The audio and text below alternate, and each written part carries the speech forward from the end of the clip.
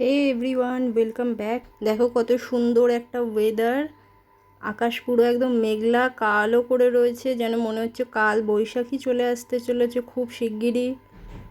And এরকম একটা ওয়েদারে কি কারোর ঘরে থাকতে ভালো লাগে বলো তো? আমারও মনটা চাইছে একটু ঘুরু ঘুরু করতে, বাট একা একা কি আর ঘুরতে যাওয়া যায়? তার জন্য সাথে তো কাউকে দরকার, সেটাই যে নেই আমার। তো এই সকালবেলা দিয়ে দিয়েছে আমার মা ব্রেকফাস্ট। তো ব্রেকফাস্টটা দিয়েই মর্নিংটা শুরু করা যাক আমার স্টার্ট। তো ব্রেকফাস্টে অনেক কিছুই রয়েছে, বাট সবাইকে জানাই গুড ফ্রাইডে ছুটি আর সাথে গরম রুটি। হ্যাঁ, এটা গুড ফ্রাইডেরই ভিডিও। গুড ফ্রাইডের দিনই আমি শ্যুট করেছি। না না, হাতে গরম রুটি না, এটা কিন্তু পরোটা। এটাকে রুটি বলা যাবে না, কারণ এটাকে যদি আমি রুটি বলি তাহলে হয়ে গেল, আমার মায়ের কানে গেলে আর আস্ত রাখবে না।